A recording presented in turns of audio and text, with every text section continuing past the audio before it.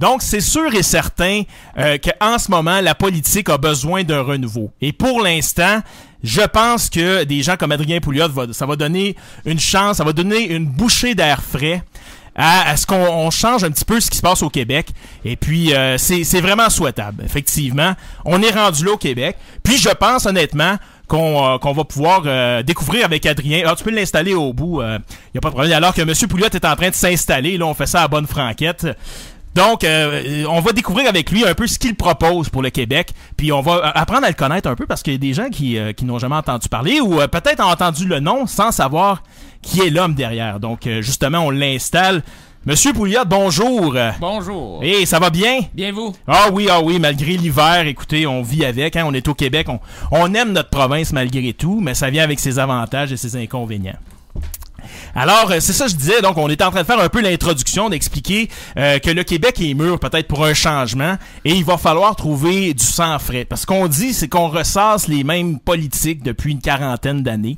On se rend compte qu'il y a un modèle québécois qui avait peut-être ses bonnes intentions, mais bon, ne livre pas ce qu'il devait livrer. On se ramasse dans un cul-de-sac, on voit que ça fonctionne pas et on s'entête encore à essayer les mêmes vieilles recettes. Donc, ça va peut-être être ça qui va donner peut-être une chance au Québec de s'en sortir, d'amener du sang frais. Donc, on est très contents, nous, d'avoir quelqu'un qui ose, parce que c'est quand même une décision importante de votre part de vous lancer en politique. Vous, les gens connaissent peut-être pas votre background. Peut-être expliquer un peu qu'est-ce que vous avez fait avant de faire de la politique, là. D'où vient Adrien Pouliot? OK, ma famille est originaire de Québec. En fait, la famille Pouliot, on est au Québec depuis 1652, donc on peut dire qu'on est des Québécois des pure laine. Oui. Je reculerai pas mon histoire jusque-là, mais donc j'ai été élevé à Québec et j'ai fait mon cours de droit à Sherbrooke, mon barreau à Québec. Ensuite de ça, j'ai pratiqué le droit à Montréal pendant 5 ans en droit corporatif, en fusion et acquisition pour un gros bureau d'avocat à Montréal. OK. Et puis, je me suis joint ensuite à l'entreprise de mon père en 84, qui était propriétaire de CFCF. Mon père était un entrepreneur en radiodiffusion. Ça a été un des pionniers, si on veut, de la radiodiffusion au Québec. Donc, c'est au début, c'est dans les années 60, ça? Ouais, lui, en fait, il a parti la station de Télé4 à Québec. C'est lui qui a construit les plans d'ingénierie en 54. Oui. Il est devenu gérant général en 57. Alors, donc, il a été en radiodiffusion vraiment dans les débuts au Canada. Et il a vendu la station à Québec et ensuite il a acheté CFCF à Montréal de la famille Bronfman. Et donc, je me suis joint à son entreprise en 84.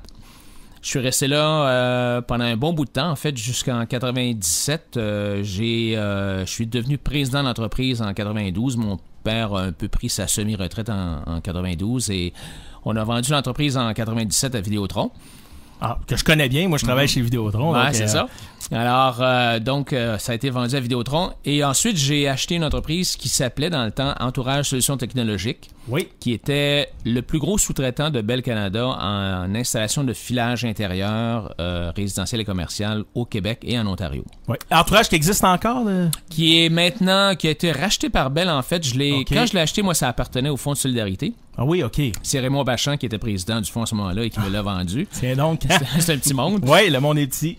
Alors, j'ai acheté Entourage et je l'ai revendu à Bell en 2005 après avoir, si on veut, redresser l'entreprise. L'entreprise qui avait quand même à ce moment-là 120 millions de revenus, mais qui faisait pas d'argent. Okay. Et je l'ai revendu alors qu'elle faisait à peu près 180 millions de revenus, donc quand même 50% de plus. C'est bon, c'est très bon. Et avec la même convention collective, les mêmes employés, on a augmenté la rentabilité. En fait, on a augmenté la productivité surtout d'à peu près 40%. La qualité de 40% et la rentabilité d'à peu près 20 fois.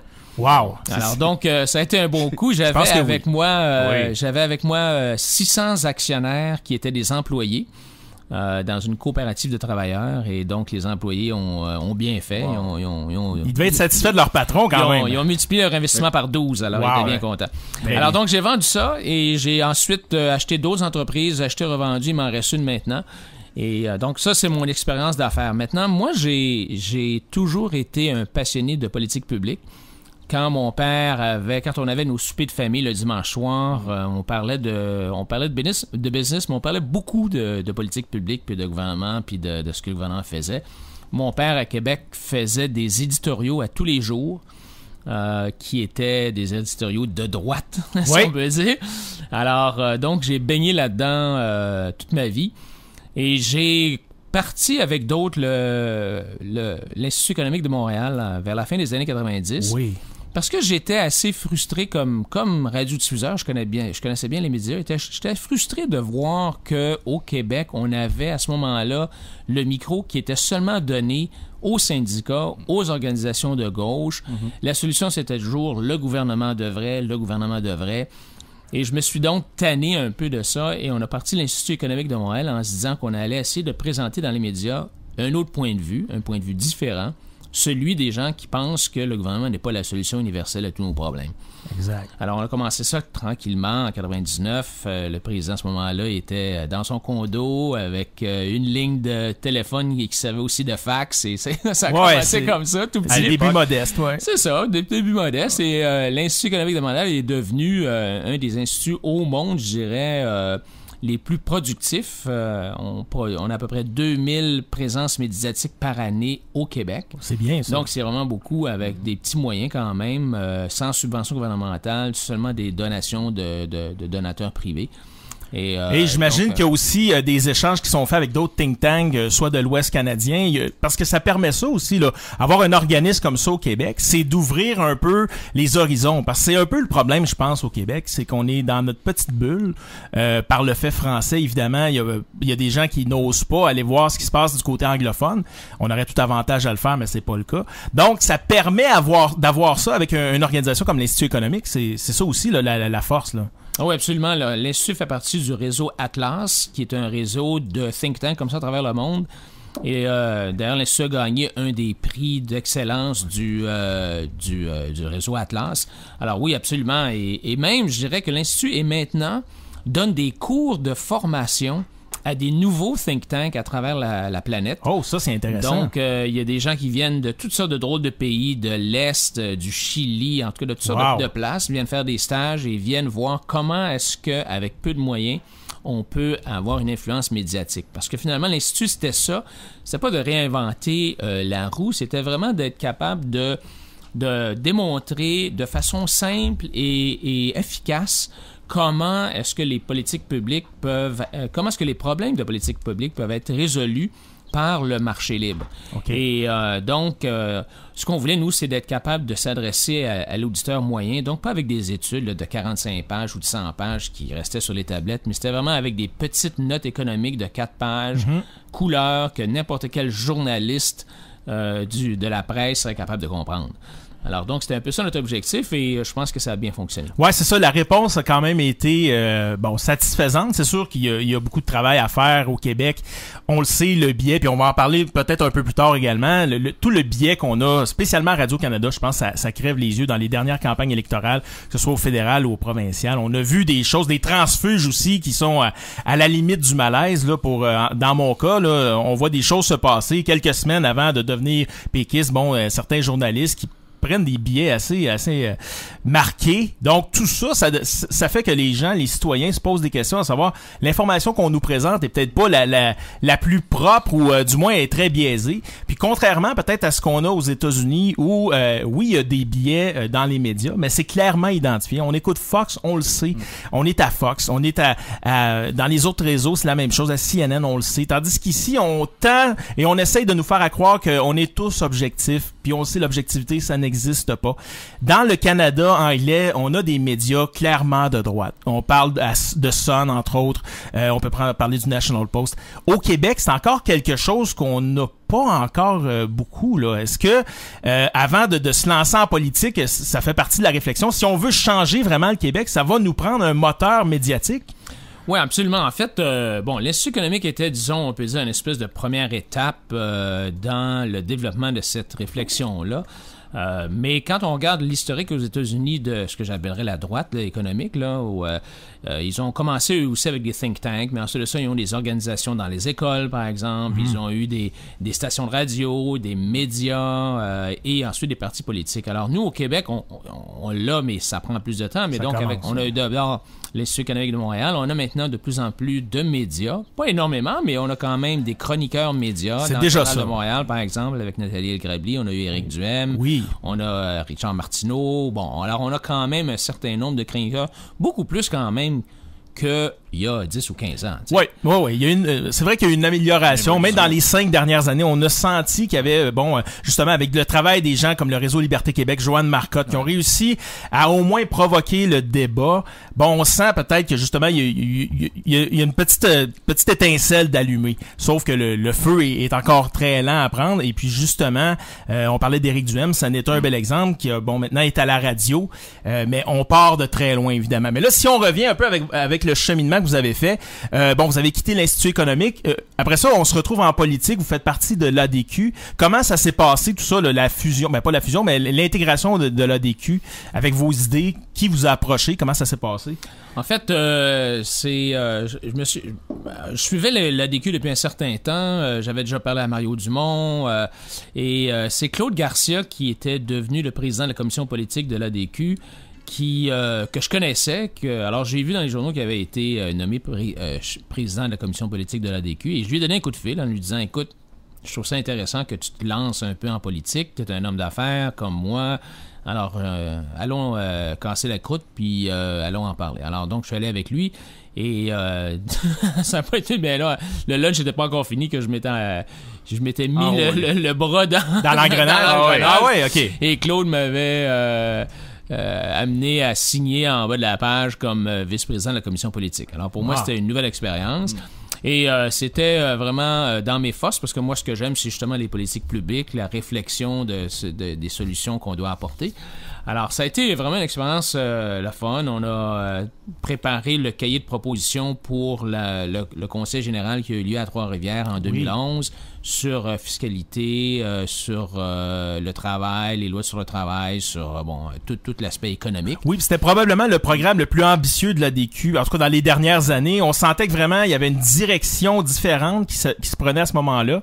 Et malheureusement, ça n'a pas eu le temps de se rendre à terme. Mais on sentait qu'il y avait un vent nouveau. Et je pense qu'il y a beaucoup de gens qui avaient jeté l'éponge pour l'ADQ, dont moi. Beaucoup de gens qui avaient dit, qui avaient été déçus des dernières années, qui avaient repris confiance, qui avaient le goût de repartir tout ça. Et malheureusement, ça s'est terminé un peu en queue de poisson, tout ça. Puis suite à ça, je pense que vous avez eu des discussions quand même avec les gens, M. Bonnardel et ceux qui étaient les militants pour une fusion avec M. Legault et ce qu'allait devenir la CAQ. Mais ça a été quoi les points marquants qui ont fait en sorte que vous avez vraiment dit non, moi ça ne m'intéresse pas et on va même militer pour rester adéquiste. Ça a été quoi les points vraiment charnières là? En fait, avant de me joindre à l'ADQ, avant que je parle à Claude Garcia, j'étais allé rencontrer François Legault, qui à ce moment-là, François avait commencé à ce moment-là son exercice de réflexion. Il n'avait pas encore sorti ses cahiers, de ses 4 cahiers de réflexion, mais ils avaient déjà tout réfléchi. Ouais. Et je m'étais assis avec lui, on avait passé 4 heures ensemble. Et là, je me disais, est-ce que je m'en vais à l'ADQ ou est-ce que je m'en vais avec François Legault? Et après avoir passé 4 heures avec lui, j'ai conclu que finalement, François Legault, ce qu'il proposait, c'était pas vraiment c'était pas vraiment une diminution de la taille de l'État, c'était pas vraiment plus de privé en santé, par exemple, c'était vraiment la gauche, que j'appellerais la gauche efficace, supposément efficace. Pour moi, c'est une contradiction, gauche efficace, là, mais donc, lui, ce qu'il proposait, c'est de mieux gérer l'État, de mieux gérer un gros État.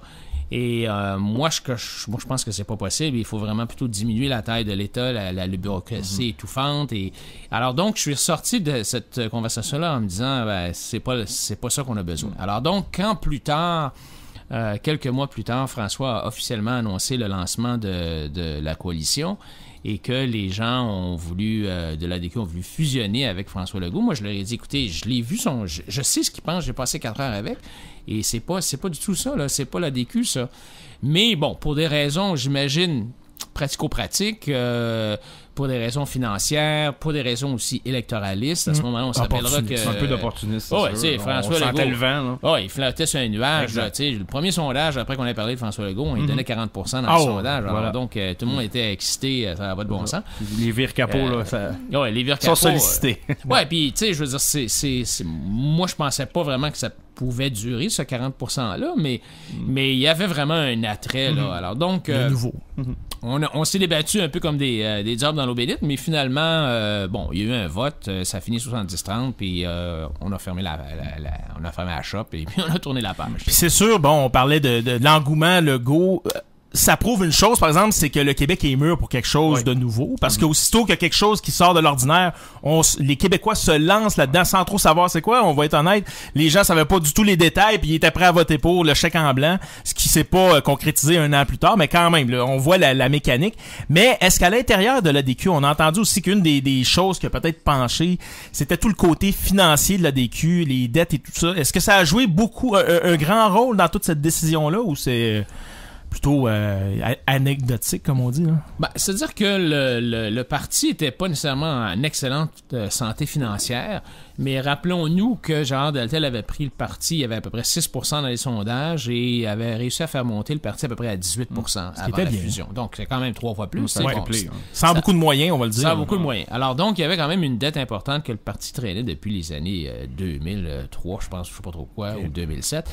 Alors donc, il y avait un travail de levée de fonds qui se faisait, mais quand on a commencé, puis ça a été dans les environs du congrès de Trois-Rivières, là, de 2011, à peu près à le milieu de l'année, quand on a commencé à parler de la possibilité d'une fusion avec la CAQ, ben là, et que cette possibilité-là n'a pas été niée du tout par le parti, mais il y a eu une espèce de flottement, oui, non, on sait pas trop. Là, c'est sûr que les gens ont arrêté de donner de l'argent à l'ADQ, là, parce qu'ils disaient... On sait pas ce que ça va faire. On l'a annoncé à Delta, on l'a annoncé à Legault, ou à qui on la donne. On va attendre. Alors, donc, évidemment, là, tous les efforts de levée de fonds ont arrêté. Et ça a sans doute précipité la décision de se lancer dans les bras de François Legault. Là. Ouais, malheureusement. Puis là, après ça, tout ça se passe, le lancement de la CAQ. Vous retirez de la politique pour une réflexion. Est-ce que c'est déjà clair à ce moment-là que vous voulez retourner en politique active éventuellement, ou vous êtes vraiment en réflexion complète sans trop savoir où on va aller pour l'avenir? Non, je suis en réflexion à ce moment-là. Je me demande, est-ce que... en fait, moi, je pense à ce moment-là que le parti de François Legault recueillera moins que peut-être 20 ou 15%, et je me dis, à ce moment-là, peut-être qu'il y aura une opportunité de revenir, parce que François Legault n'a pas été, je pense, il n'a pas été élu démocratiquement dans le sens où il n'y a pas eu de congrès à la chefferie de la CAQ. Non, du tout. Et si la CAQ avait eu, disons, 10 ou 15%, il y aurait sans doute eu à ce moment-là un congrès à la chefferie, puis on aurait vu qu'est-ce qui serait arrivé. Alors là, la CAQ a quand même relativement bien fait, je dois dire. Pour une première élection, il faut lever notre chapeau quand même. Oui, c'est ça. Alors donc, ils n'ont pas eu 40%, mais bon, 27 ou 29%, quelque chose comme ça. C'est ça. Alors, c'est quand même un résultat honorable.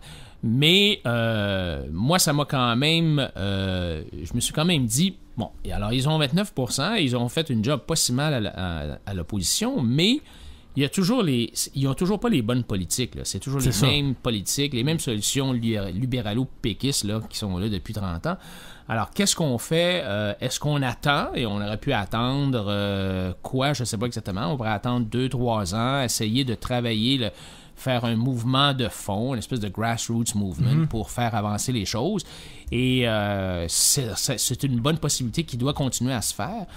Mais moi, je me suis dit, bon, mon timing personnel est bon, je suis prêt, je suis motivé, j'ai le temps, j'ai l'âge et j'ai le goût.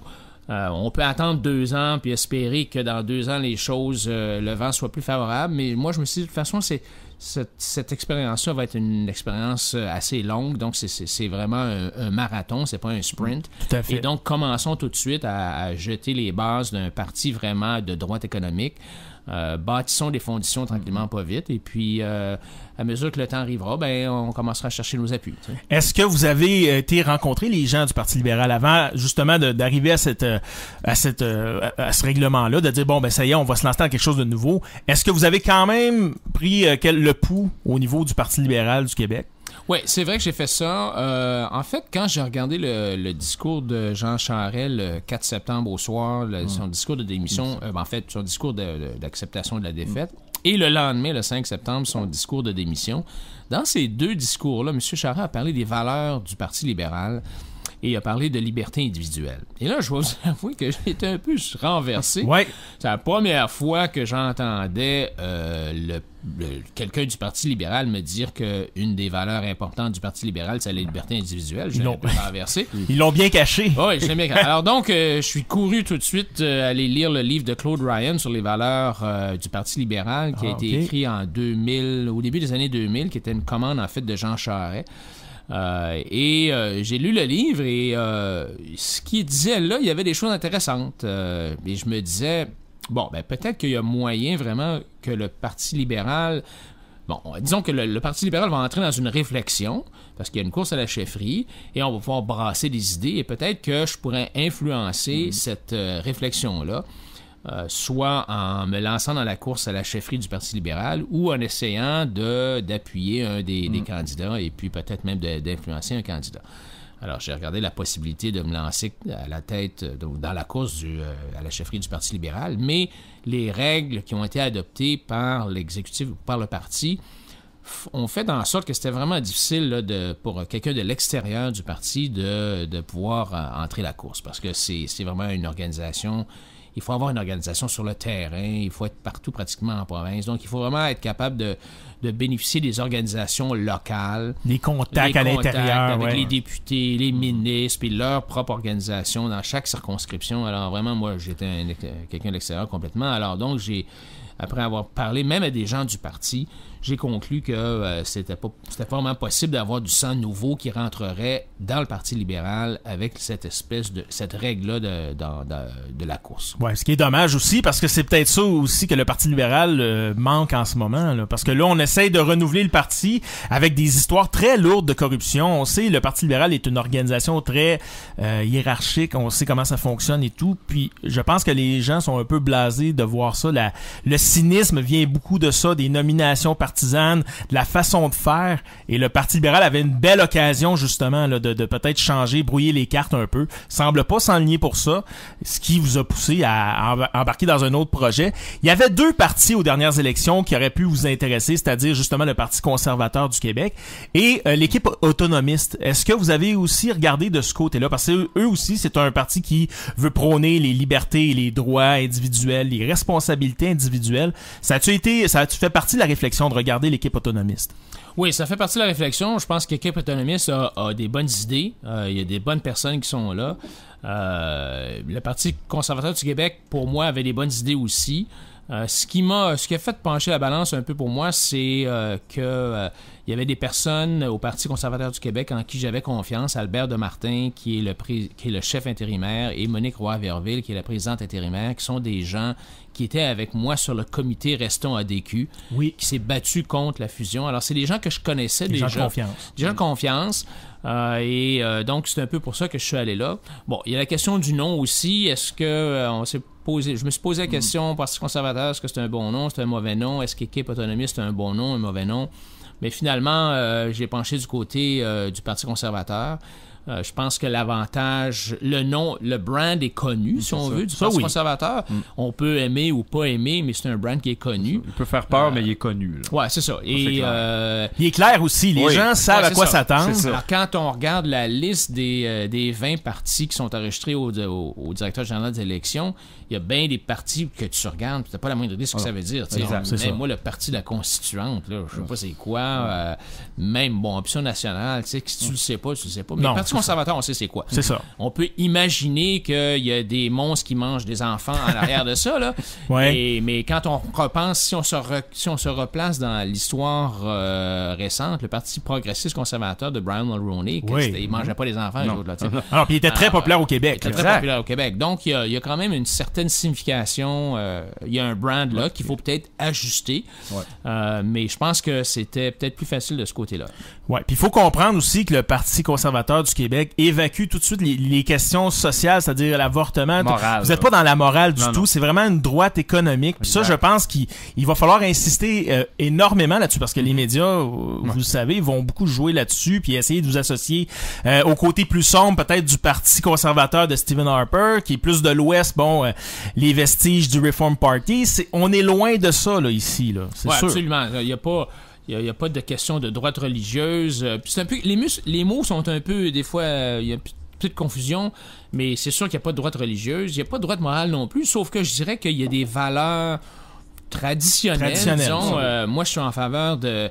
J'appuie l'effort, j'appuie l'excellence, j'appuie l'honnêteté, l'intégrité. Je sais pas si on appelle ça des valeurs. Pour moi, c'est des valeurs. Je pense que ça rejoint les Québécois, en tout cas. Je veux dire, c'est comme ça que j'ai élevé mes enfants, puis c'est comme ça que je vis. Alors donc, si on a des politiques qui encouragent la poursuite de l'effort, la récompense de l'effort, ou l'intégrité, l'honnêteté, puis qu'on nous traite que c'est de la droite morale, ben tant pis, mais c'est pas vraiment ça. C'est-à-dire que moi, je pense pas que l'État doit utiliser son pouvoir coercitif pour imposer ses vues sur les gens, que ce soit des vues de la gauche ou des vues de la droite religieuse. Alors donc, moi, je suis pour la liberté et la responsabilité individuelle.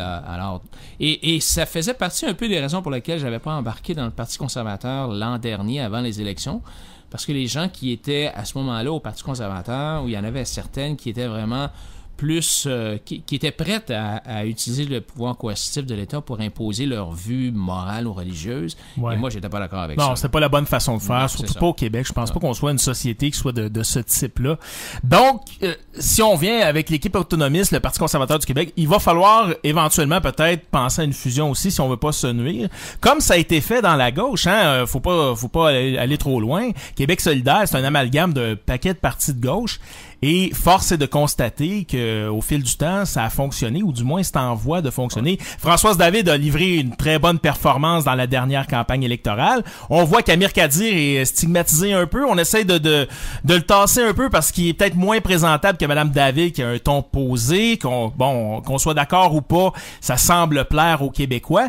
Et l'objectif de Québec solidaire est pas de prendre le pouvoir, mais de tasser l'échiquier politique à gauche. Ça fonctionne, parce que là, dans la dernière élection, Mme Marois est arrivée avec un programme que, en tout cas, moi, j'ai jamais vu un programme du Parti québécois autant à gauche. Même les libéraux, ils ont aussi flirté de ce côté-là de la gauche. Donc, l'objectif, c'est peut-être un peu ça au début. Ça va être de recentrer peut-être l'échiquier politique et la ramener un peu vers la droite, parce qu'on n'a pas d'option en ce moment à droite. Là, c'est pas vrai que les libéraux sont à droite quand même. Là. Ouais, alors donc, il y a un des objectifs, on parlait d'équipe autonomiste, c'est vraiment d'essayer de bâtir une tente qui va être assez grande pour ramener tout le monde ensemble. On n'a pas les moyens de se diviser vraiment. Non. Alors donc, ça, ce serait un premier objectif. Et oui, le deuxième objectif, c'est pas de gagner les élections, c'est pas de gagner les prochaines élections, mais c'est d'être capable d'avoir une autre voix, d'être capable de porter une autre voix à l'Assemblée nationale qui peut avoir une influence sur le débat public, dans le débat public. Et on regarde, par exemple, je parlais à des gens au niveau fédéral, et c'est certain que la présence importante du NPD a une influence sur le gouvernement. Je veux dire, ils sont toujours en face d'eux autres. Ils sont complètement bombardés. Alors donc, il y a vraiment un danger, même au fédéral, qu'il y ait un tassement vers la gauche. Alors, donc, ici au Québec, ils sont capables d'avoir une voix de droite, conservatrice, fiscale. Je pense que ça pourrait peut-être aider peut-être même la coalition Avenir Québec à se tasser un peu à droite. Ça serait souhaitable, absolument. Et s'ils font ça, tant mieux. C'est ça qu'on veut. C'est pas nécessairement de gagner les élections la prochaine fois, c'est vraiment de pouvoir mettre, un peu comme l'Institut économique de Montréal a fait, de mettre de l'avant des idées qui sont autres que tout le temps l'intervention étatique pour régler tous les problèmes. Provoquer des débats, c'est tout le temps bon, c'est clair. C'est ça. Donc absolument. Et puis on parlait justement là tantôt un peu des médias. Est-ce que le fait aussi qu'on utilise le mot droite, voyez-vous ça comme un problème? Parce que ça a été tellement galvaudé dans le passé qu'on pense tout de suite la droite, on pense l'extrême droite, on pense les républicains, le Tea Party. Il va falloir un peu éduquer les gens au Québec pour leur expliquer un peu c'est quoi la droite. Parce que j'ai l'impression que c'est mal compris, ça. Ce terme-là fait peur au Québec. Et pourtant, dans toute société, même en France, qui est une société assez à gauche, les débats gauche-droite font partie du quotidien et je pense que ça enrichit en bout de ligne là, la société. Là. Oui, il y a une confusion. Ça m'a frappé il y a un an. J'étais avec un homme d'affaires, puis il m'a dit, Adrien, il dit, c'est quoi la droite? Et là, je veux dire, je parlais à un homme d'affaires là, et j'ai vraiment été un peu estomaqué que quelqu'un qui était quand même éduqué là, me pose la question. Mais il y a vraiment de la confusion. Il y a la droite en Europe qui a une autre signification, la droite aux États-Unis. Et le Québec a sa propre conception de la droite, je pense, généralement parlant, qui est un peu différente de la conception de la droite au Canada anglais. Aussi, ouais. Et nous, je pense que quand on parle de la droite, c'est surtout la droite économique. Et moi, je me définis...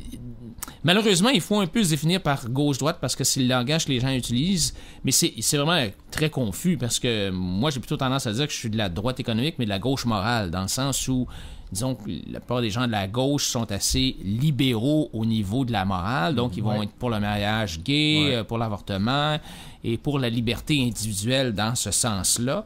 Alors moi, je suis en faveur de ce genre de liberté individuelle-là.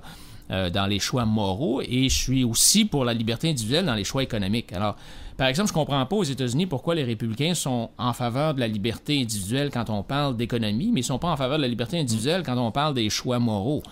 Ouais, alors moi, je suis un peu un gars de la droite économique puis de la gauche morale, tu sais. Mais au Québec, on essaye on met l'étiquette de la droite puis de la gauche assez facilement. Mais si on veut regarder le spectre, c'est plus... Moi, je pense que si on définit la droite comme étant moins d'État, puis la gauche plus d'État, plus d'impôts, moins d'impôts, plus d'intervention gouvernementale, moins d'intervention gouvernementale, un peu comme Nathalie El-Grabli l'avait défini. Je pense que ça, c'est une bonne façon de voir les choses. Oui, puis mêler ça aussi justement avec les libertés de choix. Je pense justement, un des bels exemples peut-être, c'est la proposition de la DQ qu'avait faite la DQ pour ce qui était des centres de garderie. C'est-à-dire d'offrir le choix aux parents de prendre un montant d'argent et de rester eux-mêmes avec leurs enfants ou d'investir dans une garderie. Ce qui donnait le choix à tout le monde, ça pénalisait personne. Et il me semble que c'est ça pour moi une droite qui respecte les citoyens, c'est de laisser le choix, mais de pas laisser les gens non plus les handicapés, tout ça. Là, ça, c'est très clair que les gens de droite, on dit souvent qu'ils ont pas de cœur, mais c'est tout à fait faux. On a à cœur le bien des autres, on a à cœur la société, on veut que tout le monde réussisse, on veut que les gens réussissent, on veut aussi aider ceux qui, malheureusement, ont été malchanceux dans la vie, mais en ce moment, il y a tellement d'abus qu'on peut pas se concentrer sur ces gens-là. Fait que c'est peut-être ça aussi de recentrer vers les besoins, les gens qui en ont véritablement besoin. Et si quelqu'un a les moyens d'aller au privé pour se faire soigner, ben bon Dieu, laissons-le aller et qu'il paye et qu'on laisse la place peut-être à des gens qui sont moins fortunés puis qu'on puisse avoir un service de qualité des deux côtés. Ça, c'est mal compris, je pense, ce côté-là. Ouais, je pense que la gauche a monopolisé, a pris le monopole de la compassion et de la protection des démunis, mais en fait, moi, j'ai toujours... Je pense que tout le monde qui sont de la droite veulent améliorer le sort des gens qui sont pauvres et veulent éliminer la pauvreté, mais il y a deux façons de faire les choses. La gauche veut déshabiller Paul pour donner à Pierre, alors que les gens de la droite disent on va montrer à Pierre comment travailler, on va l'aider pour qu'il devienne indépendant, autonome et qu'il regagne sa dignité. Alors, de fait, j'ai beaucoup de points en commun avec Mme David. Je veux dire, on veut améliorer le sort de la société. C'est rien qu'on a deux points de vue différents sur comment y arriver. Moi, mon argument, c'est que ça fait 30 ans que Mme David et les gens qui pensent comme elle essayent, et plus ils essayent, moins on dirait que ça marche. Plus on s'enlise. Parce que si ça marchait, on le saurait. Ça marche pas. Puis on le veut ailleurs. Ça n'a pas fonctionné non plus. C'est ça. Donc, on a des preuves en Europe. Ce qui se passe. C'est ça. C'est évident, en Grèce. C'est ça. Puis n'oublions pas la chute du mur de Berlin, puis tout l'écrasement du modèle soviétique. Et même, on n'a pas besoin de on n'a qu'à regarder ce qui est arrivé en Suède. La Suède, qui était le modèle qu'on a suivi au Québec, le fameux modèle suédois qu'on a adopté pour le Québec. Et les Suédois, ça fait 20 ans qu'ils ont changé leur modèle, puis nous autres, on a encore sur le vieux modèle. Là. Mais dans les années 90, ils ont failli faire faillite, ces gens-là, et ils ont fait des réformes qui font maintenant que leur système fonctionne beaucoup mieux. Et voilà. Donc, c'est peut-être ce côté-là qu'on a manqué au Québec, c'est de s'adapter à la réalité. Parce qu'effectivement, sur papier, c'est une chose. Quand les fonctionnaires et les actuaires ont calculé, par exemple, pour les régimes de pension, c'était pas les mêmes réalités. On se rend compte aujourd'hui que là, faut s'adapter. Et là, on est on est bloqué par un mouvement syndical, entre autres, qui est très fort au Québec, si on compare un peu ailleurs dans le monde. Et ça, c'est des éléments aussi qui vous allez avoir le vent d'en face, vous le savez, Monsieur Pouliot. Mais les syndicats, c'est quelque chose qui vous fait peur, des regroupements de pression comme ça. Y a-tu moyen de faire passer le message malgré ces gens-là qui sont quand même bien placés, là? Ben, c'est-à-dire que moi, je suis pas anti-syndicaliste, je suis pro-travailleur. Okay. Et je pense que les travailleurs ont évidemment le droit de syndiquer, c'est une liberté fondamentale et donc moi je suis absolument d'accord avec le fait que les travailleurs puissent s'associer ensemble pour négocier leurs conventions collectives et leurs conditions de travail. Et je favorise ça, puis c'est prévu dans la Charte des droits et libertés, puis on est d'accord avec ça. Mais là où je pense qu'on a un peu de difficulté, c'est que ces organisations-là maintenant ont comme perdu un peu le focus de l'intérêt de leurs membres et sont rendus un peu à un autre palier. Et je pense qu'il faut remettre le travailleur au centre des préoccupations du syndicat. Oui. Que ce soit au niveau de la gestion des conventions, des cotisations syndicales, que ce soit au niveau des droits des travailleurs dans la gestion, dans la prise de décision des syndicats. Je pense que c'est une question de dire, à l'instant, c'est pas vraiment les syndicats qui doivent mener, ce sont les travailleurs qui... Finalement, le travailleur, qu'est-ce qu'il fait? C'est comme s'il s'engageait à un agent. On comprend au hockey. Au hockey, les gens, les joueurs prennent des agents puis ils négocient leur salaire. C'est ça. Et l'agent, c'est pas lui qui décide, c'est le joueur de hockey. Alors, dans un sens, c'est ça qu'on dit. Les travailleurs devraient avoir le contrôle de leur syndicat. Et plutôt que de voir leur cotisation syndicale dépensée à toutes sortes de fins qui n'ont rien à faire avec leur représentation syndicale, ou plutôt que d'être forcés sans vote d'adhérer ou de prendre des décisions. Alors, c'est simplement une question de remettre le travailleur au centre des décisions. Oui, parce que là, les syndicats font de la politique, ils se mêlent des choses, ils vont dans la rue comme pour au printemps avec les carrés rouges. C'était complètement indécent parce que ils représentent des gens, mais quand ils prennent une décision comme ça, ils représentent peut-être une partie, mais ils les consultent pas leurs membres. Et puis l'autre chose... C'est-à-dire que moi, j'ai pas objection à ce que les syndicats louent des autobus, fassent des manifestations. Ah, OK. Ça fait partie du droit à la liberté d'expression. J'ai pas de problème avec ça. Mm-hmm. Là où j'ai un problème, c'est qu'ils le font avec l'argent des travailleurs. Exact, c'est ça. Qui sont obligés, en vertu de la formule Rand, de cotiser. Ça, c'est une chose. Et là, on le sait pas parce que les syndicats vivent dans l'opacité de leurs opérations financières. On n'a pas la moindre idée de où est-ce qu'ils... On sait qu'ils ramassent au Québec à peu près 1 milliard de dollars. Ça, c'est rien qu'au Québec. Là. C'est tout un lobby, là. C'est 1 milliard de dollars, 1,2 milliard, on estime à peu près, de cotisations syndicales. Et j'ai bien la difficulté à croire que les syndicats dépensent 1,2 milliard de dollars à renouveler des conventions collectives ou négocier des conventions collectives. Surtout qu'il n'y a rien de ça qui est imposé en plus, un beau cadeau. Donc, si les syndicats veulent louer des autobus pour en faire, c'est pas de problème, mais qu'ils le fassent avec des cotisations volontaires. Ah, ça c'est bien. Alors, par exemple, l'employé pourrait dire, écoute, moi, je vais donner 1% en cotisation syndicale, et ça doit servir seulement aux fins de représentation, donc négociation de conventions collectives, les griefs, tout ça. Et puis, volontairement, je donne un autre 2%. Et puis, avec ça, vous pouvez appuyer les étudiants, vous pouvez appuyer des causes sociales, appuyer des syndicats en Amérique du Sud, des partis politiques communistes, peu importe. Mais au moins, ça sera volontaire. Et si les employés se disent à un certain point, non, un instant, là, moi, les affaires d'étudiants ne marchent pas, là. Je vous retire ce droit de dépenser ce 2%-là additionnel. Vous ne pouvez dépenser que l'argent que je vous donne, vous pouvez ne le dépenser que pour les activités de représentation.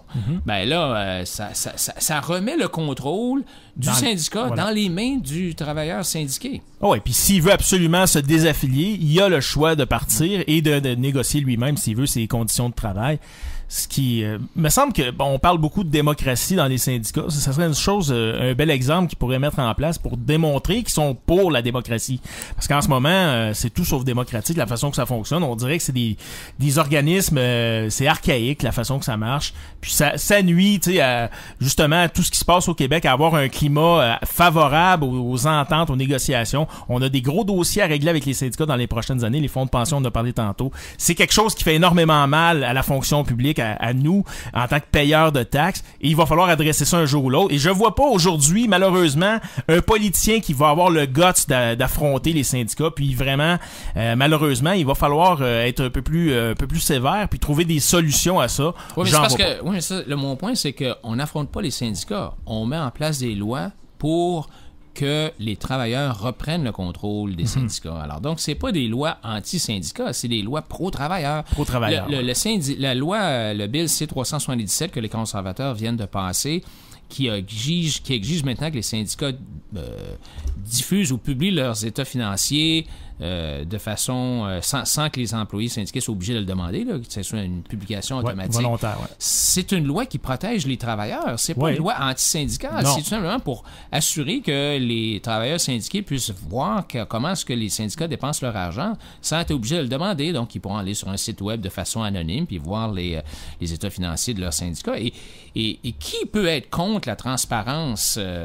Surtout à la période où on vit actuellement, là, tout ce qui se passe. Là. Et je pense, moi, j'ai déjà dit à Radio-Canada, à une entrevue à Radio-Canada, que j'ai dit ça à Louis Roy, le président de la CSN, j'ai dit, Monsieur Harper, vous avez fait un cadeau parce que ça va vous permettre d'être beaucoup plus transparent et beaucoup plus crédible, parce qu'actuellement, puis là, on va voir ce qui va sortir avec la commission Charbonneau, d'après moi, leur crédibilité va en souffrir. Alors, s'ils ouvrent leur livre, puis ils sont blancs comme neige, ben au moins, il n'y a personne qui pourra leur reprocher d'utiliser l'argent des travailleurs de façon occulte. C'est ça, tout à fait. Une course à la chefferie qui est en branle présentement. Vous êtes 2 candidats. Le vote va avoir lieu à la fin février, si je ne me trompe pas, le 20-21 dans ce coin-là. 23-24 février. Ça va être quoi les grands thèmes d'Adrien Pouliot pour aller parler aux membres, essayer de faire, se démarquer? C'est dans quoi on veut? Bon, j'imagine qu'on veut toucher aux grands postes de dépenses au Québec. Ça va être l'éducation, la santé, la dette, ça va être ça? Ouais, je pense que d'abord, il faut parler des valeurs. Avant de se tomber dans les programmes puis de commencer à dire, on devrait couper ci, on devrait faire ça, je pense que c'est important d'avoir un compas idéologique de façon à ce qu'on n'ait pas les problèmes un peu que l'ADQ a vécu dans le passé ou même que la CAQ actuellement vit, d'avoir toutes sortes de drôles de positions, des positions qui sont encore une fois à gauche des fois, à droite d'autres fois. Je me rappelle une des premières rencontres que j'ai eues quand je suis arrivé à l'ADQ, c'est un souper et je m'assois à côté de quelqu'un, on commence à parler d'économie et en l'espace de 5 minutes, on entend en train de parler de barrières tarifaires et d'empêcher l'importation de produits qui étaient faits à l'extérieur, en Chine, tout ça. Et là, j'ai un peu de misère. Je me suis dit, est-ce que je suis à l'ADQ, là, ou est-ce que je suis, chez, je sais pas moi, le Bloc québécois ou le PQ? Alors donc, il faut vraiment avoir, pour moi, des valeurs claires, que tout le monde signe ou que tout le monde regarde, puis tout le monde lit, et ça permet ces valeurs-là d'enligner tout le monde, d'enligner les candidats, de façon qu'on n'ait pas de surprise une fois qu'on est élu, que le candidat dit, là, je vais avoir des subventions. Voilà, t'as un peu, là. On a dit dans les valeurs que t'as lu, là, puis que t'as signé in blood, là. Et voilà. Alors donc, ça permet d'enligner tous les gens. Alors donc, je pense que c'est important d'avoir un énoncé de valeurs. Et ensuite de ça, on peut regarder quels sont les programmes. Alors moi, pour les valeurs, d'abord, je l'ai dit, c'est liberté et droits individuels. Et la liberté, c'est... on va dire, là, par exemple, on a une émission de TV, on est libre, là, tu sais... ou une émission de radio, on est libre au Québec. C'est vrai qu'on est libre, mais on est libre une fois qu'on a eu notre permis. Ah oui, toujours. Vous autres, je sais pas, vous n'êtes pas au CRTC, vous n'avez pas de permis du CRTC parce que heureusement la technologie a rendu le CRTC obsolète. Absolument. Mais normalement, si tu veux avoir une station de radio, il faut avoir la permission du CRTC. Et donc, moi, ce que je dis, c'est qu'il y a 9 millions d'autorisations puis de permis qui sont accordés au Québec à chaque année. Ouf. Et je suis pas sûr qu'on a besoin, par exemple, d'avoir 16 permis pour exploiter un dépanneur, comme c'est le cas actuellement. Donc, ce que je dis, c'est qu'il faut avoir plus de liberté et de droits individuels, mais aussi, comme corollaire, la responsabilité. Donc, l'État n'est pas là pour réparer les erreurs qu'on a faites parce qu'on est libre de faire des erreurs. Okay. Ensuite, évidemment, l'économie de marché est une valeur importante. 60, tout le monde est en faveur d'améliorer l'économie. Hein. Même Mme Marois elle a déjà dit, Mme Marois, qu'il faut créer de la richesse. Oui, elle se l'est fait reprocher, mais bon, elle l'a dit. mais c'est pas nécessaire. Je veux dire, on peut créer de la richesse. On a créé de la richesse en Chine aussi, là, mais c'est l'économie de marché vraiment qui est le meilleur moteur de la création de richesse. Et donc, les échanges libres entre personnes consentantes, je pense que ça, c'est ça vraiment qui est le système qui fonctionne. Ensuite de ça, quel est le rôle de l'État? L'État doit avoir un rôle à jouer, c'est certain. Oui. Et dans les mandats que l'État a, il devrait être bien financé. Donc, évidemment, l'administration de la justice, l'investissement, les infrastructures publiques, intervenir en cas de catastrophe naturelle. Et surtout, créer les conditions propices pour que les citoyens puissent s'épanouir et exercer leur talent. Oui, puis favoriser l'entrepreneuriat, c'est important. Oui, absolument. Oui. Et aussi venir, comme on l'a dit tantôt, comme vous-même vous l'avez dit, venir en aide aux plus démunis qui ne sont pas capables de subvenir à leurs besoins. Parce que c'est une valeur judéo-chrétienne, c'est une valeur avec laquelle on a tous été élevés, on va aider notre prochain. Mais comme on l'a déjà entendu quand on allait à la petite école, c'est pas seulement de donner un poisson, c'est d'aider la personne à apprendre à pêcher. Voilà. Alors donc, l'aide qu'on veut donner doit être ciblée puis doit être axée vers le retour au travail, à la contribution à la société. Et évidemment, je dirais que... il y a une valeur qui est importante pour le Parti conservateur, en tout cas si je suis élu, c'est qu'on comprenne bien que les élus sont au service des Québécois et non le contraire. Et je vais vous avouer que quand je regardais la commission Charbonneau, là, on ne sait plus trop qui sert qui. Là, non, c'est ça. Puis les anglophones, ils utilisent le terme « public servant », qui est très clair. Ça explique que c'est des serviteurs du public. Nous, on a tendance à l'oublier, effectivement. Ouais. Puis la commission est un beau reminder de ça. Là. Et la dernière valeur, pour moi, c'est que le Québec a une place au Canada, dans un Canada uni et démocratique. Le Québec devrait avoir la possibilité d'exercer ses pleins pouvoirs constitutionnels et ses obligations aussi à l'intérieur de la Constitution. Et je pense que les Québécois sont des gens qui, si on leur laisse la place, if government gets out of the way, les Québécois sont intelligents, sont astucieux, sont débrouillards et peuvent arriver à régler leurs propres problèmes dans un Canada uni. Alors donc, je pense que c'est un parti fédéraliste qui est ouvert sur le monde et qui a confiance aux gens et qui a confiance au développement du talent des Québécois et qui sait que les Québécois peuvent rayonner à travers le monde. Donc ça serait mes grandes valeurs, si vous expliquez en deux mots. Et de là, ensuite, on peut parler des programmes.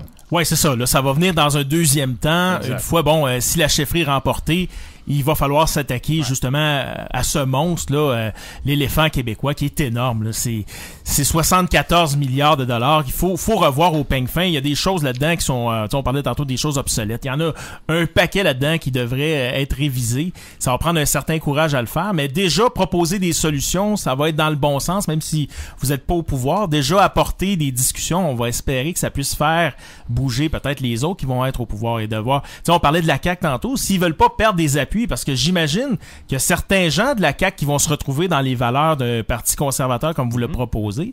Ces gens-là vont être tentés là, quand même là, de se rapprocher du Parti conservateur et de délaisser la CAQ. François Legault va devoir lui aussi être attirant pour ces gens-là et pour la population aussi, qui ont peut-être pas été exposés jusqu'à maintenant à des véritables valeurs de droite qui sont intéressantes. Parce que là, ce qu'on avait jusqu'à maintenant, c'était pas vraiment de la droite efficace. Là, on la voit, une droite qui vraiment est centrée sur l'économie. Ça peut très bien faire. Fait que là, donc, les gens peuvent quand même aller découvrir plus en détail ce que vous proposez sur votre site web, qui est adrienpouliot.ca, je pense. Oui, alors sur le site web, évidemment, je parle des valeurs, mais je parle aussi des différentes propositions que j'ai au niveau des finances publiques, de la santé, l'éducation, la justice, toutes ces choses-là. Et en gros, c'est toujours... Donc, on est toujours capable de retrouver les valeurs là-dedans parce que les valeurs, c'est un peu le filtre ou la boussole. Alors, au niveau des finances publiques... Et je pense que c'est des choses qui sont réalistes. On ne demande pas là, de rembourser la dette de l'État en 2 mois. Là, on sait que c'est impossible. Non. Mais ce que je propose, par exemple, c'est de commencer à rembourser la carte de crédit 1% par année. Bon. On va rembourser 1% de la carte de crédit par année. C'est quand même... Je pense que la plupart des gens qui gèrent un budget, là, les mères de famille, là, je sais qu'il y en a qui vont dire que c'est un commentaire qui est un peu sexiste, mais moi, je pense que, en tout cas, je sais que chez nous, là, ma femme, c'est elle qui gère le budget. Oui, souvent, c'est ça. Et pas chez nous. Si on lui dit, chérie... c'est elle qui va me dire, bon, ben là, peut-être qu'il va falloir qu'on s'ajuste un peu, puis on va baisser ça d'1%. Ou, en fait, une hypothèque, qu'est-ce qu'on fait? Une hypothèque, on emprunte sur 40 ans, puis on rembourse sur 40 ans, sur 30 ans. Alors donc, 1% par année, je pense que c'est pas impossible. C'est impossible. Ça veut dire qu'il faut qu'on se serre. Ça veut dire, mais comment est-ce qu'on va le faire? Ben, il y a des choses que l'État, peut-être, ne devrait pas faire. Et alors c'est sûr que c'est un peu énervant de dire ça, mais on parle pas là, de couper la police puis les pompiers. Là, non, mais comme vous l'avez dit, dans 74 milliards de dollars, c'est de l'argent. Oui, c'est ça. Alors tu peux dire, OK, je peux pas croire qu'il n'y a pas quelques affaires qu'on peut laisser tomber. Deuxièmement, il y a peut-être des choses qui sont nécessaires et essentielles, mais qu'on pourrait confier, la prestation de ces choses-là au privé, si le privé se démontre prouve qu'il est plus efficace. Et troisièmement, s'il y a des choses qu'on ne veut pas vraiment déléguer à d'autres personnes parce qu'on considère que ce sont des choses qui sont dans la mission essentielle de l'État et doivent être accomplies par des fonctionnaires, on va demander aux fonctionnaires de trouver une façon d'être plus efficace. C'est ça. Parce que je reviens à l'exemple tantôt d'entourage solutions technologiques. Encore une fois, avec les mêmes employés syndiqués, la même convention collective, on a augmenté la productivité de 40% et la qualité du produit, du service qu'on a rendu de 40%. Donc, il y a moyen de le faire, mais il s'agit de mettre les ententes claires et nos fonctionnaires sont des gens qualifiés, là. C'est pas des nounous, là. Il y a de l'expertise. Il y a de l'expertise, mais ils sont pas dans un environnement où les bons incitatifs sont présents. Ils n'ont pas l'incitatif d'augmenter leur productivité.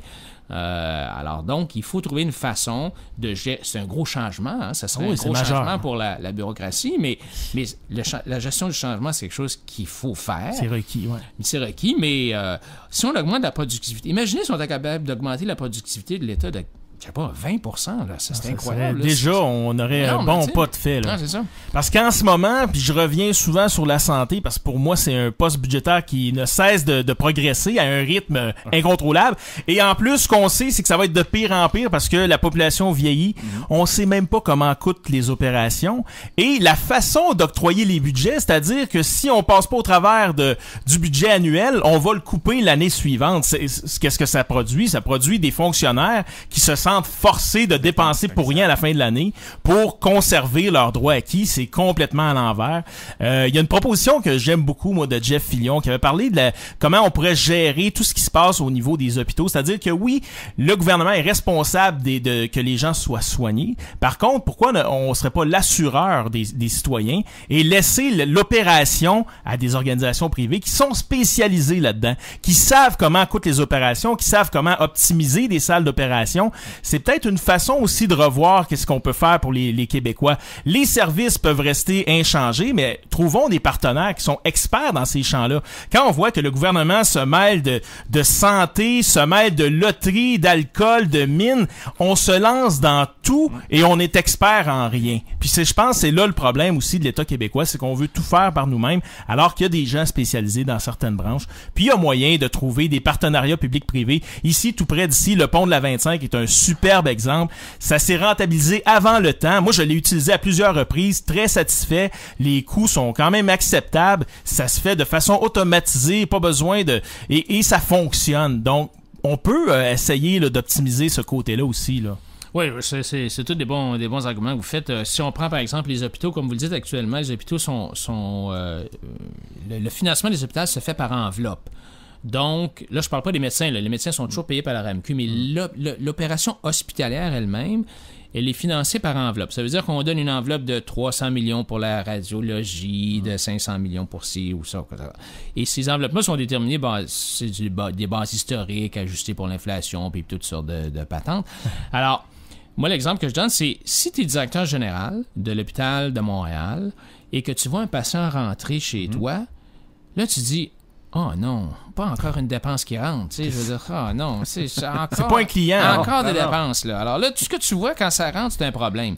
Si tu es dans un hôpital qui est payé, par exemple, à l'acte, voilà. Si on payait l'hôpital par geste médical, là, le directeur général, quand il vous verrait rentrer, « Hey, youpi! Amenez-en des patients. Des revenus! » tu sais. Voilà. Et les universités sont gérées comme ça. Les universités sont payées par tête de pipe. Voilà. Alors donc, il y a une compétition qui s'installe. Il y a une compétition, puis tu sais, il y a personne qui attend pour entrer dans l'université. Là, ça roule. Voilà. Alors donc, il y a moyen de changer le financement des hôpitaux. Moi, le financement, je propose pas d'enlever l'état du financement. Je pense que c'est pas l'épaisseur du portefeuille qui devrait décider si oui ou non tu as accès aux soins. Tout à fait. Mais on doit changer quand même cette façon de financer les hôpitaux. Et deuxièmement, on devrait permettre aux citoyens de s'assurer personnellement, de souscrire une assurance privée qui couvrirait les mêmes soins qui sont couverts actuellement par la régie, mais qui nous permettrait, avec cet argent-là, d'aller dans le privé.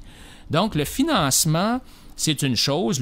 L'État a un certain rôle à jouer dans le financement. Maintenant, dans la prestation des soins, c'est-à-dire la livraison des soins, là, il y a vraiment un rôle pour le privé. Et je pense qu'on devrait permettre aux médecins, après qu'ils aient travaillé un certain nombre d'heures dans le public pour la régie d'assurance maladie, ils sont payés par la régie. Alors, après avoir travaillé, mettons, 30 heures, d'avoir été payé par la régie, là, il pourrait travailler un autre 5 ou 10 heures, puis être payé directement par vous et moi. Et nous, vous et moi, si on souscrit à des assurances, si on souscrit à des assurances privées, à ce moment-là, on peut payer le médecin. Donc, c'est une façon, d'une part, d'augmenter le financement avec des assurances privées, et deuxièmement, de permettre aux médecins d'augmenter leur contribution. Et on a fait l'analyse à l'Institut économique de Montréal. Combien est-ce qu'il y aurait d'heures de disponibles si les médecins avaient le droit de faire ça? Parce que les médecins, ils travaillent pas. Il y a des médecins qui travaillent beaucoup, mais c'est pas tous les médecins qui travaillent 45 heures, 50 heures par semaine, parce qu'il y en a beaucoup qui n'ont pas d'équipement, ils n'ont pas de salle d'opération, ils n'ont pas les... Il y a toutes sortes de problèmes dans le système hospitalier. Ça crée des frustrations aussi, parce qu'eux veulent être à la fine pointe, ils veulent opérer. Ils veulent opérer. Ben ouais. C'est ça. Alors, on avait calculé, je pense qu'on pourrait augmenter l'offre de médecins de quelque chose comme 730 médecins, l'équivalent de 730 médecins de plus. Même chose pour les infirmières qui s'apprêtent, elles aussi, à contribuer dans le privé. Alors donc, ça nous permettrait à ce moment-là d'avoir une espèce de système parallèle privé qui serait en support ou en renfort au système public. Ben oui. L'autre chose aussi qu'on doit faire, c'est de libérer les entrepreneurs permettre plus d'entrepreneurship dans la médecine. Donc, de permettre la création de nouvelles cliniques en allégeant la bureaucratie tatillonne. Si vous voyez comment c'est compliqué partir une clinique. Il faut signer des contrats avec le gouvernement, des affaires de 60 pages, 100 pages. C'est compliqué. Alors donc, encore une fois, déréglementer ou encourager, alléger la bureaucratie pour que ça soit plus facile. Évidemment, toujours en s'assurant du respect des plus hautes normes médicales. Là. Absolument. Puis avoir un contrôle de qualité, c'est sûr. Alors, par exemple, à la clinique Rockland à Montréal, qui est déjà une grosse clinique, pourquoi est-ce qu'on leur permettra pas de faire plus d'opérations que ce qu'ils font actuellement? Actuellement, ils font des opérations dans le privé, mais c'est surtout des affaires cosmétiques, chirurgie cosmétique ou bariatrique, des trucs comme ça. Mais pourquoi est-ce qu'ils pourraient pas, eux autres, faire des opérations, les mêmes opérations qu'un hôpital? Évidemment, en s'assurant encore une fois là, que les normes, les plus hautes normes sont respectées. Alors donc, si on est... Le problème, j'ai eu cette discussion-là avec François Legault. Quand je l'ai vu, là, je vous disais que je l'avais rencontré, et François Legault m'a dit... Ah non, les Québécois peuvent pas, ils n'ont pas assez d'argent, ils peuvent pas se payer ça. Mais c'est vrai qu'ils peuvent pas se payer ça. Une opération à la hanche, ça coûte, mettons, 5, 10, 15 000 $. C'est pas tout le monde qui peut se payer ça, là. Ouais. Mais si on était assuré dans le prix, si on avait une assurance privée qui nous coûtait, coûterait pas 15 000 $, quelques centaines de dollars. Quelques centaines, 1000 peut-être, 2000, je sais pas, on verra, parce que le marché va nous offrir toutes sortes de choses. À ce moment-là, on pourrait peut-être, étant assuré, être capable de se payer ces opérations-là dans le privé. Alors donc, c'est tout simplement de rajouter une autre option, encore une fois, de donner plus de choix aux patients. Par contre, M. Legault dit ça, mais en même temps, c'est plus ou moins vrai, parce qu'on prend l'exemple d'un camionneur qui a un problème de genou, qui ne peut plus travailler à cause de ça, qui est sur une liste d'attente depuis 6 mois, et privé de son salaire pendant peut-être 6 mois, je sais pas, il aurait gagné 40 000 $, 30 000 $, il aurait peut-être payé, lui, le 10 000 Ah ouais, c'est ça. Pour récupérer cet argent-là. Fait que oui, on n'a peut-être pas les moyens, mais en même temps, quand il s'agit de la santé, que c'est lié à notre salaire, à nos revenus, à notre famille, je pense que on devrait au moins avoir le choix. Après ça, les gens sont pas innocents. Ils vont le voir si ça a du sens, si ça a pas de sens. C'est sûr que si il faut hypothéquer la maison pour sauver 2 mois, les gens le feront pas. Par contre, si c'est pour se sauver la vie, pour se guérir d'une maladie incurable, et puis si ça prend ce que ça prend, bon, ben allons-y, et puis la santé, c'est plus important que tout. Ça, c'est dommage qu'il y ait une fermeture comme ça. Puis ça, on parlait des dinosaures tantôt, c'est ça qui est dommage. Mais ce qui devient difficile dans un système étatisé, surtout, je prends nos jeunes, par exemple, aujourd'hui, qui ont toujours vécu avec un système soviétique de médecine là, au Québec, on finit par oublier que c'est possible, la médecine privée. C'est comme un peu Post-Canada. À un certain moment, avant que FedEx ça existe, les gens disaient, ben là, non, ça se peut pas. La Poste, il faut que ça soit nationalisé. C'est la seule façon que ça marche. Puis là, il y a un entrepreneur qui a parti FedEx. Et d'un coup, les gens disaient, ah ben regardons ça, c'est possible, ça fonctionne. Et puis Rollator est arrivé, DHL, et là, l'offre s'est multipliée. Et puis là, on a le pont de la 25, tu sais. Voilà. Ben, regardons ça, il y a moyen de construire un pont dans le privé. Puis construire des barrages électriques. Ah ben, regardons ça, Boralex en construit, puis SNC-Lavalin en construit. Peut-être pas au Québec, mais ailleurs. Alors donc, il y a des... Le danger, c'est que le risque, un peu, quand on fait affaire avec le privé, c'est que où il y a de l'homme, il y a de l'hommerie. C'est certain qu'il y a des... Il faut faire attention, mais moi, quand j'étais chez Entourage et que je faisais tout le travail d'installation pour Bell Canada, j'ai signé un contrat qui était très détaillé, et là, il y avait un département chez Bell Canada qui me surveillait. C'est ça, il y a des mécanismes. Ça, ils étaient sous mon dos tout le temps, puis si jamais je faisais une installation qui n'était pas correcte, j'étais pénalisé, je payais une pénalité, et puis ils vérifiaient, ils envoyaient des inspecteurs. Alors donc, c'est pas parce qu'on a une couple de mauvaises expériences actuellement au Québec. Et souvent, les mauvaises expériences, c'est parce que les contrats ont été mal rédigés ou parce qu'ils ont été mal surveillés. Alors donc, il ne faut pas utiliser les exemples qu'on entend aujourd'hui pour dire que le privé n'est pas capable de faire la job comme il faut. Là. Non, puis il faut se rendre compte aussi qu'il y a des gens, que c'est des fonctionnaires qui sont corrompus à certains moments aussi. Donc, le privé, le public, c'est garant de rien. Que ce soit public ou privé, il faut être rigoureux. Puis à ce moment-là, ben, il faut aussi faire des nettoyages de temps en temps, comme on fait présentement avec la commission. L'autre chose qu'il faut qu'on pense, je pense qu'on devrait avoir une charte des patients au Québec, une charte des patients qui garantit, comme l'arrêt Shaoli on espérait l'avoir de la Cour suprême, on devrait avoir une garantie qu'on est capable d'être soigné à l'intérieur d'un certain temps. Parce que la Cour suprême a dit que les délais d'attente mettaient la vie en péril et que l'empêchement d'avoir de l'assurance privée était inconstitutionnel. M. Philippe Couillard, qui était alors ministre de la Santé, a passé un projet de loi 33 et 34 qui ont fait de ce jugement-là une moquerie et ils ont passé complètement à côté.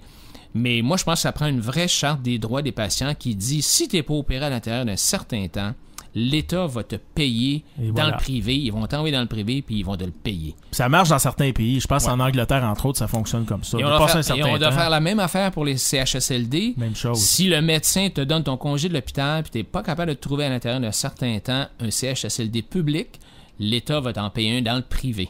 Et un jour, ils vont se corriger parce qu'il va falloir qu'ils prennent action là-dessus.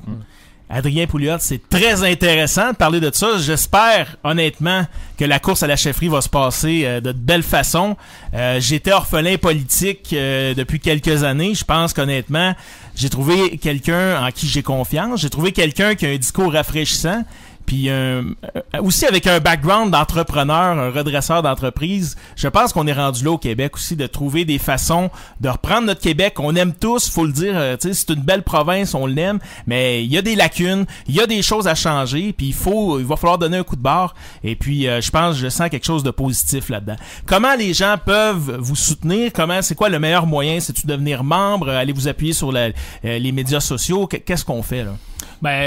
Une des règles de la course à la chefferie, c'est qu'il faut que j'aille 300 cartes de membres. Il faut que je fasse signer 300 cartes de membres. Donc, vous pouvez aller sur mon site web à adrienpouliot.ca pour signer des cartes de membres. Parfait. Et évidemment, venez si ça vous tente à Drummondville la fin de semaine du 23-24 février pour voter pour moi et pour nous appuyer dans ce début d'une nouvelle aventure. C'est très bien ça. On parlait des médias sociaux. Est-ce que vous êtes assez impliqué là-dedans? Parce que maintenant, ça passe beaucoup je les médias sociaux. Je suis sur Facebook, j'ai mon site web, Twitter. Je suis assez bien organisé, je pense, de ce côté-là. Parfait. Donc, peut-être donner le Twitter rapidement pour les gens qui veulent embarquer là-dessus.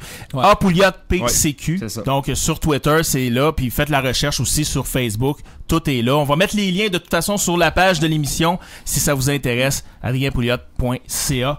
Merci beaucoup, Adrien. C'est très instructif. On espère pouvoir te reparler peut-être après la course à la chefferie et voir comment ça s'est passé. Mais j'ai comme un très bon feeling. Merci de m'avoir invité. Ça m'a fait plaisir d'être avec vous ce soir. OK, on s'en va passer en musique justement avec Johnny Cash et Willie Nelson, On the Road Again. On revient par la suite. On a beaucoup de sujets ce soir. Vous êtes En direct de nulle part. On the road again.